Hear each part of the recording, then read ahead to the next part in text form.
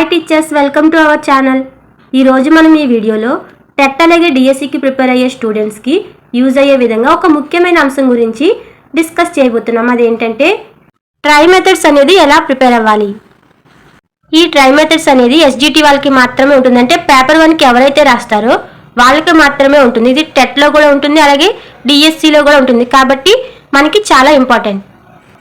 ఈ try methods అనేది ఎవరైతే పేపర్ 1 ఎస్జిటికి రాస్తారో వాళ్ళు మాత్రమే ప్రిపేర్ అయితే సరిపోతుంది. అదే స్కూల్ అసిస్టెంట్ వాళ్ళైతే వాళ్ళు ఏదైతే మెథడాలజీ తీసుకుంటారో మెయిన్గా వాళ్ళ మెథడాలజీ ఏంటో ఆ ఒక్క మెథడాలజీ చదివితే సరిపోతుంది. కాబట్టి ట్రై మెథడ్స్ అనేది కేవలం ఎస్జిటి వాళ్ళు మాత్రం ప్రిపేర్ అయితే సరిపోతుంది. ఇది టెట్ అలాగే డిఎస్సిలో రెండిట్లో కూడా ఉంటుంది. అసలు ఈ ట్రై మెథడ్స్ అనేది అసలు ఎందుకు చదవాలి, అసలు ఎలా ప్రిపేర్ అవ్వాలి, ఏం చదవాలి అనేది మనం ఈ వీడియోలో డీటెయిల్గా తెలుసుకుందాం. మనకి టెట్లో ఎక్కువ స్కోర్ రావాలన్నా, డిఎస్సిలో జాబ్ రావాలన్నా ఈ ట్రై మెథడ్స్ కూడా ఇంపార్టెంట్. కాబట్టి ఎవరు కూడా దీన్ని నెగ్లెక్ట్ చేయకండి. కాబట్టి ఎలా ప్రిపేర్ అవ్వాలనేది తెలుసుకుని మంచిగా ప్రిపేర్ అవ్వండి. అసలు ట్రై మెథడ్స్ అంటే ఏంటి అంటే ఇందులో మనకి 3 మెథడాలజీస్ ఉంటాయి. అవి ఏంటంటే గణితం, social, science. Maths, social, science. మనకి టీటీసీలో కానీ బీఈడీలో కానీ మెథడాలజీ అనేది ఎందుకు ఉంటుంది అంటే మనకు ఒక సబ్జెక్ట్ ఎలా బోధించాలో తెలియకపోతే మనం ఎలా బోధిస్తాము. కాబట్టి ఎలా బోధించాలో తెలిపేదే మెథడాలజీ. ఇప్పుడు ఎస్జిటి అనేది ప్రైమరీ ఎడ్యుకేషన్ వరకే. కాబట్టి ఈ గణితం, సోషల్, సైన్స్కి సంబంధించిన మెథడాలజీస్ మనం ప్రైమరీ ఎడ్యుకేషన్ పిల్లలకి సంబంధించి ఎలా నేర్పించాలి అనేది తెలుసుకోవాలి. అంటే ప్రైమరీ ఎడ్యుకేషన్కి సంబంధించి పిల్లల మనస్తత్వం ఎలా ఉంటుందో తెలుసుకుంటాం. ఆ మనస్తత్వానికి తగ్గ టెక్నిక్స్ ఎలా యూజ్ చేయాలి, వాళ్ళకి ఎలా బోధించాలో మనం ఈ మెథడాలజీస్ ద్వారా మనం తెలుసుకుంటాము. ట్రై మెథడ్స్ అంటే గణితం, సోషల్, సైన్స్ మెథడాలజీస్. ఈ 3 మెథడాలజీస్ని కలిపే ట్రై మెథడ్స్ అని అంటారు. ఈ ట్రై మెథడ్స్కి సంబంధించి ముందుగా మనం ఏం నేర్చుకోవాలి అంటే స్వభావం, పరిధి, చరిత్ర, అభివృద్ధి. దేనికి సంబంధించి ఈ 3 శాస్త్రాలు ఉన్నాయి కదా, గణితం, సాంఘిక శాస్త్రం, సామాన్య శాస్త్రం. మ్యాథమెటిక్స్ అలాగే సోషల్, సైన్స్. ఈ 3 మెథడాలజీకి సంబంధించి స్వభావం, పరిధి, చరిత్ర, అభివృద్ధి మనం తెలుసుకోవాలి. ఈ 3 శాస్త్రాల స్వభావం ఏంటి, పరిధి ఏంటి, చరిత్ర ఏంటి, అలాగే ఎలా అభివృద్ధి చెందింది అనేది మనం తెలుసుకోవాలి. ఫర్ ఎగ్జాంపుల్ గణితానికి సంబంధించి సత్య నియమాలు ఉంటాయి. ఈ సత్య నియమాలన్నీ నేర్చుకుంటే మనకి ఇందులో నుంచి కూడా బిట్స్ అడిగే అవకాశం ఉంది. కాబట్టి ఇవి కూడా ఇంపార్టెంట్. ఈ గణిత శాస్త్ర చరిత్రలో భాగంగా అరబ్బులు, ఈజిప్షియన్లు, గ్రీకులు, భారతీయులు, ఇంకా వేటి గురించి తెలుసుకోవాలి అంటే Aryabhata, Bhaskaracharya II, Brahmagupta, Srinivasa Ramanujan, Euclid, Fermat, Pythagoras గురించి కంప్లీట్గా తెలుసుకోవాలి. ఇంకా సహసంబంధం రకాల గురించి తెలుసుకోవాలి. సహసంబంధం అనేది 2 రకాలుగా ఉంటుంది. ఒకటి బాహ్య సహసంబంధం అయితే రెండవది వచ్చేసి అంతర్గత సహసంబంధం. తర్వాత వచ్చేసి నిర్వచనాలు. ఈ నిర్వచనాలు మనకి చాలా ఇంపార్టెంట్. మనకి గణితం, సాంఘిక శాస్త్రం, సామాన్య శాస్త్రం, మ్యాథమెటిక్స్, సోషల్, సైన్స్. ఈ 3 మెథడాలజీస్లో కూడా చాలా నిర్వచనాలు ఉంటాయి. అనేక మంది శాస్త్రవేత్తలు అనేక నిర్వచనాలు ఇచ్చారు. కాబట్టి ఆ నిర్వచనాలన్నీ మనం తెలుసుకోవాలి. ఇప్పటి వరకు మనం తెలుసుకున్న స్వభావం, పరిధి, చరిత్ర, అభివృద్ధి, నిర్వచనాలు, సహసంబంధం రకాలు అనేవి మొదటి యూనిట్లో భాగంగా నేర్చుకోవాలి. తర్వాత 2వ యూనిట్లో భాగంగా మనం ఏం తెలుసుకోవాలి అంటే బోధనా ఉద్దేశాలు, లక్ష్యాలు, స్పష్టీకరణలు. ఈ బోధనా ఉద్దేశాలు, లక్ష్యాలు, స్పష్టీకరణలలో భాగంగా గమ్యం అంటే ఏంటి, ఉద్దేశం లేదా ఆశయం అంటే ఏంటి, లక్ష్యం అంటే ఏంటి, స్పష్టీకరణ అంటే ఏంటో తెలుసుకోవాలి. మనకి టీచింగ్ లెర్నింగ్ ప్రాసెస్లో 3 క్వశ్చన్స్ అనేవి రైజ్ అవుతాయి. ఒకటి ఏం బోధించాలి, ఇంకొకటి ఎలా బోధించాలి, ఇంకొకటి ఎందుకు బోధించాలి. ఏం బోధించాలి, ఎలా బోధించాలి, ఎందుకు బోధించాలి అనేది మన బోధనా కార్యక్రమంలో మనకి ముఖ్యంగా ఎదురయ్యే 3 ప్రశ్నలు. అయితే ఏం బోధించాలి, ఏం బోధిస్తాము, మనం ఏదైతే ప్లాన్ చేసుకున్నామో, మనం ఏదైతే ప్రణాళిక రాసుకున్నామో దాన్నే బోధిస్తాం. కాబట్టి ఏం బోధించాలి అంటే ప్రణాళికలు. మరి ఎలా బోధించాలి, ఎలా అంటే మనం ఎలా బోధిస్తే పిల్లలకు అర్థమవుతుందో ఆ పద్ధతి ఉపయోగించి, అటువంటి బోధనా పద్ధతులను ఉపయోగించి బోధిస్తాం. కాబట్టి బోధనా పద్ధతులను ఉపయోగిస్తాము. ఎలా బోధించాలి అంటే బోధనా పద్ధతులు. మరి ఎందుకు బోధించాలి, మనం ఏదైతే లక్ష్యాలు సాధించాలనుకుంటున్నామో, పిల్లల నుంచి ఎలాంటి లక్ష్యాలు సాధించాలనుకుంటున్నాము, అలాగే ఉద్దేశాలు, విలువలు, ఇవన్నీ కూడా మనం ఎందుకు బోధించాలి అనేది తెలియజేస్తాయి. ఇప్పుడు తెలుసుకున్నాం కదా ఏం బోధించాలి, ఎలా బోధించాలి, ఎందుకు బోధించాలి అనేది. ఇంకా మనం అసలు గమ్యం అంటే ఏంటి, ఉద్దేశం అంటే ఏంటి, ఉద్దేశం అన్న ఆశయం అన్న ఒకటే, ఇంకా లక్ష్యం అంటే ఏంటి, ఇంకా స్పష్టీకరణ ఏంటో తెలుసుకుంటాము. మన విద్యా వ్యవస్థలో గమ్యాల నుంచి ఉద్దేశాలు, ఉద్దేశాల నుంచి లక్ష్యాలు, లక్ష్యాల నుంచి స్పష్టీకరణలు అనేవి ఉద్భవిస్తాయి. మీరు ట్రై మెథడ్స్కి ప్రిపేర్ అయ్యేటప్పుడు వీటి గురించి కంప్లీట్గా తెలుసుకోండి. మనకి ఇందులో ముఖ్యంగా స్పష్టీకరణలు అనేవి గణితానికి, సాంఘిక శాస్త్రానికి, అలాగే సామాన్య శాస్త్రానికి వేరువేరుగా ఉంటాయి. అలాగే కొన్ని సిమిలర్గా ఉంటాయి, కొన్ని వేరుగా ఉంటాయి. కాబట్టి అందులో ఉన్న కీ పాయింట్స్ని మనకి ఇచ్చిన ప్రశ్నను బట్టి మనం ఆలోచించి సమాధానం చేయాలి. ఇందులో భాగంగానే మనం విద్యా లక్ష్యాలు అంటే ఏంటో తెలుసుకుంటాము. అలాగే బోధనా లక్ష్యం అంటే ఏంటో తెలుసుకుంటాము. తర్వాత ఈ బోధనా లక్ష్యాలకి సంబంధించి ఫ్రాష్ నియమాలు, అలాగే లక్ష్యాల ఎంపికకు సంబంధించి దర్బర్ అండ్ కొల్లెట్ సూచనలు, ఇంకా లక్ష్యాల ఎంపికకు ఎన్ఎస్ఎస్సి సూచనల గురించి తెలుసుకోవాలి. ఎన్ఎస్ఎస్సి అంటే national society for the studies of education. ఈ ఎన్ఎస్ఎస్సి అనేది లక్ష్యాల ఎంపికకు సంబంధించి సూచనలు అనేవి చేసింది. నెక్స్ట్ వచ్చేసి బ్లూమ్స్ టాక్సానమీ, విద్యా లక్ష్యాల వర్గీకరణ గురించి తెలుసుకోవాలి. మనకి తెలుసు జ్ఞానాత్మక రంగం, భావావేశ రంగం, మానసిక చలనాత్మక రంగం. ఈ జ్ఞానాత్మక రంగం, భావావేశ రంగం, మానసిక చలనాత్మక రంగం వీటి గురించి మనం కంప్లీట్గా తెలుసుకోవాలి. ముందుగా మనం అసలు బ్లూమ్స్ టాక్సానమీ అంటే ఏంటి, దీన్ని ఎవరు వర్గీకరించారు, దేని ఆధారంగా వర్గీకరించారు, ఫస్ట్ మనకి ఎప్పుడు దీని ప్రస్తావన వచ్చింది, మళ్ళీ దీన్ని ఎప్పుడు సవరించారు, వీటన్నిటి గురించి కూడా మనం తెలుసుకోవాలి. ఇంకా మనం సవరించిన బ్లూమ్స్ జ్ఞానాత్మక రంగం గురించి తెలుసుకోవాలి. మనం 3 రంగాలు ఉంటాయని తెలుసుకున్నాం కదా, జ్ఞానాత్మక రంగం, భావావేశ రంగం, మానసిక చలనాత్మక రంగం. ఇందులోని జ్ఞానాత్మక రంగాన్ని 2001వ సంవత్సరంలో సవరించారు. ఎవరు అంటే బ్లూమ్స్ విద్యార్థులైన ఎల్డబ్ల్యూ అండర్సన్, టిఆర్ క్రాత్వాల్. ఏ సంవత్సరంలో అంటే 2001లో. అసలు బ్లూమ్స్ వర్గీకరించినప్పుడు ఏమో ఇవి నామపదాలుగా ఉన్నాయి. అంటే జ్ఞానం, అవగాహన, వినియోగం, విశ్లేషణ, సంశ్లేషణ, మూల్యాంకనం అనేవి నామపదాలు, అంటే నామవాచకాలుగానే ఉన్నాయి. కానీ సవరించిన బ్లూమ్స్ వర్గీకరణలో ఈ నామపదాలు అనేవి క్రియాపదాలుగా మారాయి.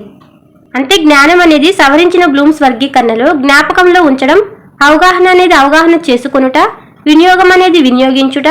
ఇంకా ఈ సవరించిన బ్లూమ్స్ వర్గీకరణలో ఏ మార్పు ఉంది అంటే అసలు బ్లూమ్స్ వర్గీకరణలో అత్యున్నత స్థాయి దేనికి ఉంది, మూల్యాంకనానికి ఉంది. మనకి ఏదైతే పైన ఉంటుందో అదే మనకి అత్యున్నత స్థాయి. కాబట్టి మూల్యాంకనం అనేది అత్యున్నత స్థాయిలో ఉంటే మనకి సవరించిన బ్లూమ్స్ వర్గీకరణలో అత్యున్నత స్థాయిలో సృష్టించుట లేదా ఉత్పత్తి చేయుట అనేది ఉంది. మనకి సవరించిన బ్లూమ్స్ వర్గీకరణలో మూల్యాంకనం అనేది 2వ ప్లేస్కి వచ్చేసింది. నెక్స్ట్ ఏంటంటే విద్యా విలువలు. సెకండ్ యూనిట్లో భాగంగానే విద్యా విలువల గురించి తెలుసుకోవాలి. ఈ విద్యా విలువలు అనేవి గణితానికి, సాంఘిక శాస్త్రానికి, సామాన్య శాస్త్రానికి మూడిటికి వేరువేరుగా ఉంటాయి. కాబట్టి ఈ 3 శాస్త్రాలకి కూడా విద్యా విలువలు ఏంటి అనేది మనం తెలుసుకోవాలి. ఇంకా విద్యా ప్రమాణాలు. ఈ సెకండ్ యూనిట్లో భాగంగానే విద్యా ప్రమాణాల గురించి తెలుసుకోవాలి. ఈ గణితానికి, సాంఘిక శాస్త్రానికి, సామాన్య శాస్త్రానికి సంబంధించి విద్యా ప్రమాణాలు వేరువేరుగా ఉంటాయి. అవేంటో మనం తెలుసుకోవాలి. గమ్యాల నుంచి ఇప్పటి వరకు మనం తెలుసుకున్నవన్నీ సెకండ్ యూనిట్లోని అంశాలు. ఇంకా 3వ యూనిట్లో ఏమున్నాయి అంటే బోధనా పద్ధతులు. ఈ బోధనా పద్ధతుల్లో భాగంగా అసలు ఫస్ట్ మనం బోధనా పద్ధతి అంటే ఏంటో తెలుసుకుంటాము. తర్వాత ఈ బోధనా పద్ధతిని ఎన్నుకోవడంలో ప్రభావితం చేసే అంశాలు ఏంటనేది తెలుసుకుంటాము. ఇంకా మంచి బోధనా పద్ధతికి ఉండే లక్షణాలు ఏంటి, ఇంకా బోధనా సూత్రాలు ఏంటనేది మనం తెలుసుకుంటాము. ఈ బోధనా పద్ధతులు అనేవి టీచర్ సెంటర్డ్ అలాగే స్టూడెంట్ సెంటర్డ్ అని 2 రకాలుగా ఉంటాయి. 2 రకాల పద్ధతులు అనేవి ఉంటాయి, ఉపాధ్యాయ కేంద్రీకృత అలాగే విద్యార్థి. టీచర్ సెంటర్డ్ అంటే ఉపాధ్యాయ కేంద్రీకృత అంటే ఎక్కువగా టీచర్ పార్టిసిపేషన్ ఉంటుంది. స్టూడెంట్ అంటే స్టూడెంట్ పార్టిసిపేషన్ ఉంటుంది. ఉపాధ్యాయ కేంద్రీకృత పద్ధతులు ఏంటి అంటే ఉపన్యాస పద్ధతి, ఉపన్యాస ప్రదర్శన పద్ధతి, చారిత్రక పద్ధతి, కథా కథన పద్ధతి, అలాగే వనరుల పద్ధతి. దీంట్లో ఉమ్మడి భాగస్వామ్యం ఉంటుంది, అంటే టీచర్స్ అలాగే స్టూడెంట్స్ ఇద్దరు భాగస్వామ్యం ఉంటుంది. కాబట్టి వనరుల పద్ధతి అనేది ఉమ్మడి భాగస్వామ్యం అని గుర్తుపెట్టుకోండి. ఇంకా నిర్మాణ పద్ధతి, ఉపన్యాస ప్రదర్శన, చారిత్రక, కథా కథన, వనరుల పద్ధతి, నిర్మాణ పద్ధతి అనేది ఉపాధ్యాయ కేంద్రీకృత పద్ధతులు. ఇందులో ఉన్న ప్రతి పద్ధతి మనం డీటెయిల్గా తెలుసుకోవాలి. మరి స్టూడెంట్ సెంటర్డ్ ఏమున్నాయి అంటే అన్వేషణ పద్ధతి, నియోజన, ప్రాజెక్టు, చర్చ, సాంఘిక ఉద్గార పద్ధతి, వాద సంవాద పద్ధతి, విచారణాధార పద్ధతి, కృత్యాధార పద్ధతి, ప్రయోగశాల పద్ధతి, సమస్య పరిష్కార పద్ధతి, ఆగమన పద్ధతి, నిగమన పద్ధతి, విశ్లేషణ పద్ధతి, సంశ్లేషణ, క్రీడా, శాస్త్రీయ పద్ధతి, ఇంకా నిర్మాణాత్మక ఉపగమం, ఇంకా ప్రశ్న పద్ధతి. అన్నీ కూడా చిల్డ్రన్ సెంటర్డ్, విద్యార్థికి సంబంధించిన పద్ధతులు. వీటన్నిటిలో కూడా విద్యార్థి పార్టిసిపేషన్ అనేది ఎక్కువగా ఉంటుంది. ఇంకా ఈ 3వ యూనిట్లో భాగంగానే పియాజే సంజ్ఞానాత్మక వికాస దశల గురించి తెలుసుకోవాలి. ఇంకా మనం భావన అంటే ఏంటి, దాని నిర్మాణం ఎలా ఉంటుంది అనేది అవగాహన చేసుకోవాలి. వీటి గురించి తెలుసుకుంటే ఈ 3వ యూనిట్ అనేది కంప్లీట్ అవుతుంది. ఇప్పుడు 4వ యూనిట్లో ఏముంటాయి అంటే, 4వ యూనిట్లో భాగంగా మనం బోధన అభ్యసన సామగ్రి గురించి తెలుసుకోవాలి. టీఎల్ఎం గురించి తెలుసుకోవాలి. బోధన అభ్యసన సామగ్రిని ఇంగ్లీష్లో ఏమంటారు, టీచింగ్ లెర్నింగ్ మెటీరియల్. దీన్ని సింపుల్గా టీఎల్ఎం అని పిలుస్తాము. ఈ టీఎల్ఎంలో భాగంగా మనం ఫస్ట్ అసలు టీఎల్ఎం అంటే ఏంటి, మనం ఎందుకు ఉపయోగించాలి, ఈ టీఎల్ఎంని మనం ఎందుకు ఉపయోగించాలి, ఇంకా ఈ టీఎల్ఎంలో రకాలేంటి, ఎలా వర్గీకరించాలనేది తెలుసుకుంటాము. ఇంకా ఈ టీఎల్ఎంలో భాగంగానే ఎడ్గర్ డే అనుభవ శంకు గురించి తెలుసుకుంటాము. అలాగే కోబిన్ వర్గీకరణ గురించి కూడా తెలుసుకుంటాము. ఇంకా ఈ టీఎల్ఎంలో భాగంగా ఓబీబీ, ఆపరేషన్ బ్లాక్ బోర్డ్, నల్లబల్ల పథకం గురించి తెలుసుకుంటాము. ఈ ఆపరేషన్ బ్లాక్ బోర్డ్ అనేది పాఠశాలల్లో విద్యా ప్రమాణాలు మెరుగుపరచడానికి, ఇంకా భౌతిక వసతులను కల్పించడానికి, ఏకోపాధ్యాయ పాఠశాలల్లో 2వ ఉపాధ్యాయుని నియమించడానికి, ఇంకా ఈ పథకం కింద 35 వస్తువులను సరఫరా చేస్తారు. ఈ పథకంలో బోధన అభ్యసన సామగ్రి కింద ఒక 35 వస్తువులను సరఫరా చేయడం అనేది జరిగింది. ఈ ఓబీబీలో భాగంగానే గణిత పేటిక గురించి తెలుసుకోవాలి. గణిత పేటికలో ముఖ్యంగా 7 వస్తువులు అనేవి ఉంటాయి. ఆ 7 వస్తువులు ఏంటంటే పూసల చట్రం, డామినో కార్డులు, ఘనాకారపు కడ్డీలు, క్యూసినేయిర్ పట్టీలు, నేపియర్ పట్టీలు, ఇంకా భిన్నాల చట్రం, జామితీయ ఘనాకారాలు అనేవి గణిత పెట్టికలో భాగంగా తెలుసుకోవాలి.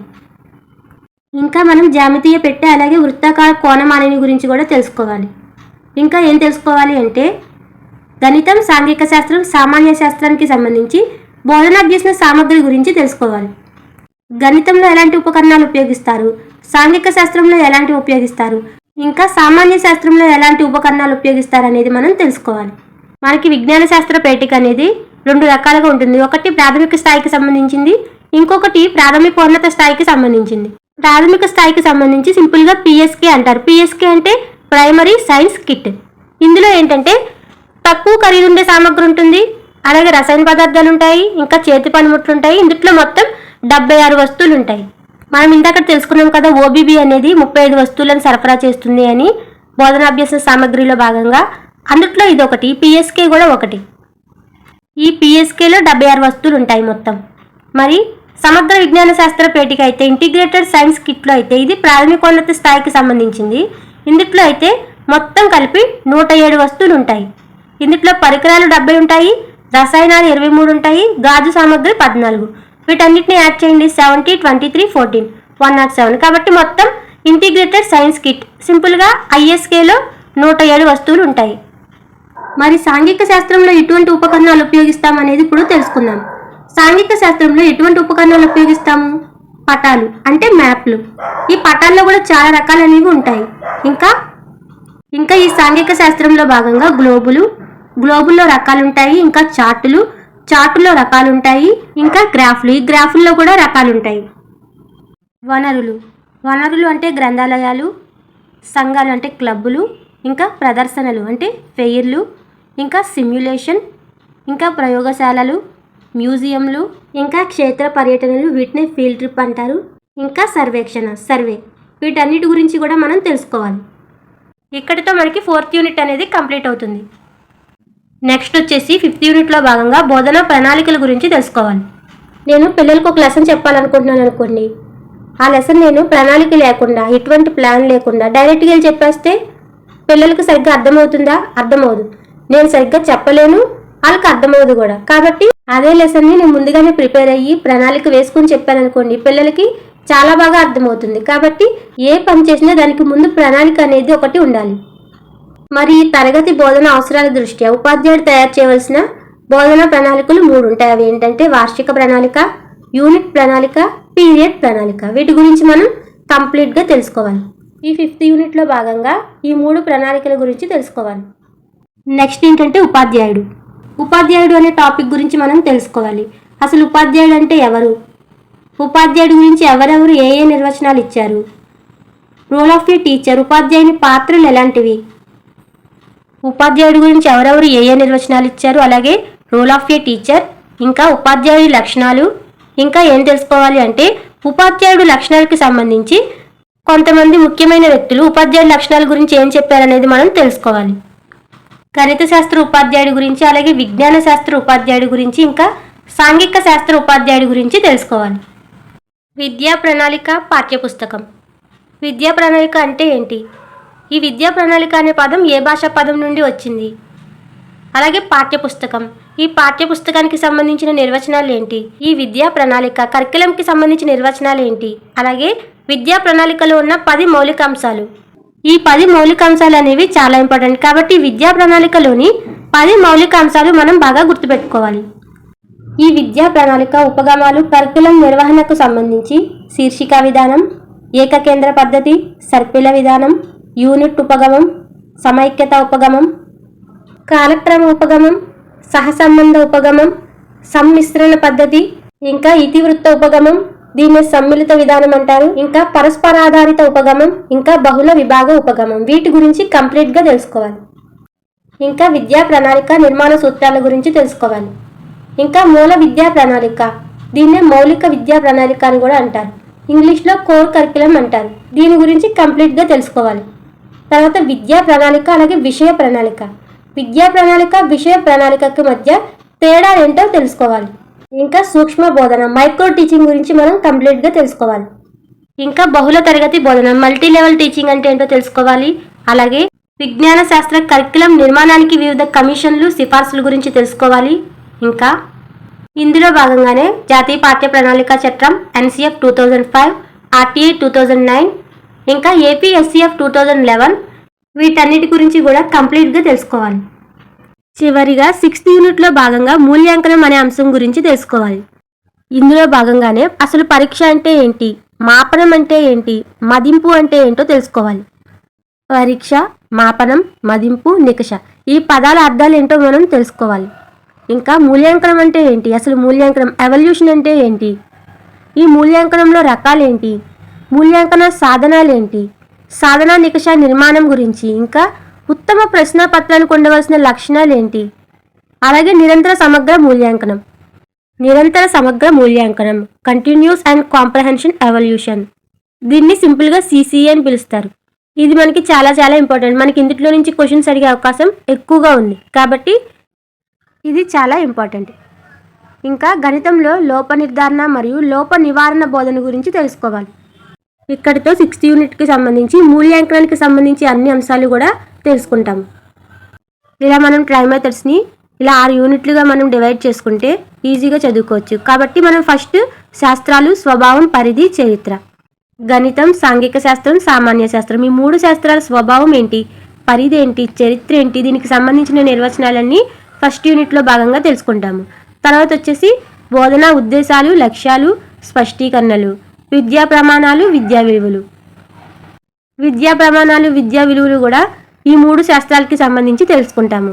తర్వాత బోధనా పద్ధతులు ఏంటో తెలుసుకుంటాము. బోధనా పద్ధతులు స్టూడెంట్ సెంటర్డ్, టీచర్ సెంటర్డ్ ఉన్నాయి కదా, అవి నేర్చుకుంటాము. తర్వాత TLM, ఈ TLM టీచింగ్ లెర్నింగ్ మెటీరియల్లో భాగంగానే TLM అంటే ఏంటి, అందులోని రకాలేంటి, దీన్ని ఎలా వర్గీకరించారు, అలాగే డేల్ స్కోన్స్ ఆఫ్ ఎక్స్పీరియన్స్, అలాగే కోబిన్ వర్గీకరణ, ఇంకా TLMకి సంబంధించి చాలా అంశాలు మనం తెలుసుకుంటాము. తర్వాత బోధనా ప్రణాళికల్లో భాగంగా ప్రణాళికల గురించి తెలుసుకుంటాము. చివరిగా మూల్యాంకనానికి సంబంధించి ఇందులో ఉన్న ముఖ్యమైన అంశాలు తెలుసుకుని, అలాగే నిరంతర సమగ్ర మూల్యాంకనం, అలాగే గణితంలోని లోప నిర్ధారణ మరియు లోప నివారణ బోధన గురించి కూడా తెలుసుకుంటాము. ఇందులో ఉన్న అంశాలన్నీ మనం తెలుసుకుంటే మనం ట్రై మెథడ్స్ అనేది కంప్లీట్గా మనం తెలుసుకున్నట్టే. ఇప్పటి వరకు మనం ట్రై మెథడ్స్ అనేది ఎలా ప్రిపేర్ అవ్వాలి అనేది కంప్లీట్గా తెలుసుకున్నాం.